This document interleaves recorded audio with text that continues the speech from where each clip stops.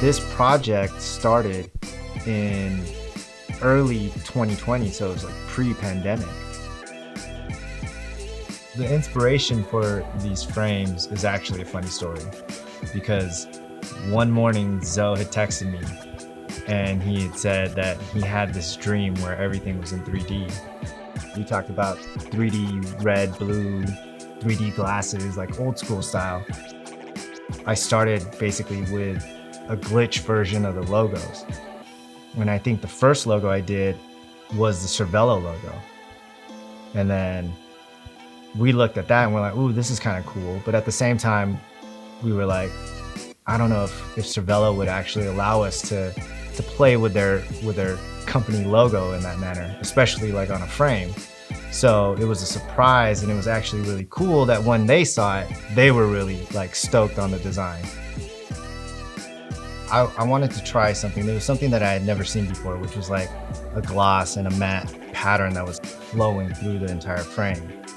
And that's where the glitch pattern came in.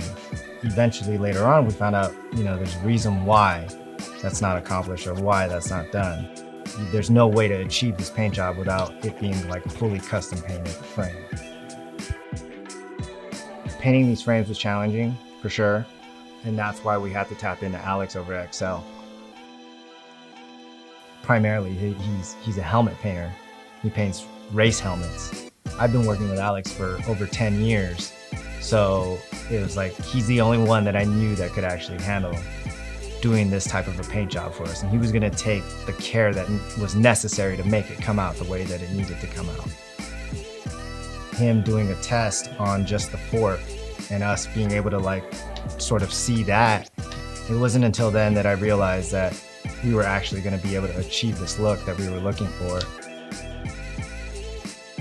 When you look at the frame is very subtle in the sense of the glitch pattern. Because there's matte and gloss coming together, it's not super apparent when you just see it at first.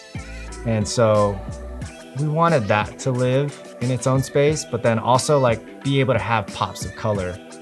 In certain directions, you get a glimpse of the inside of the fork, but the glitch pattern is also on the inside. So it actually looks like it continuously flows through the frame if you're looking at it from certain angles. There's no boundaries for a concept. It can literally be whatever it is that you see fit.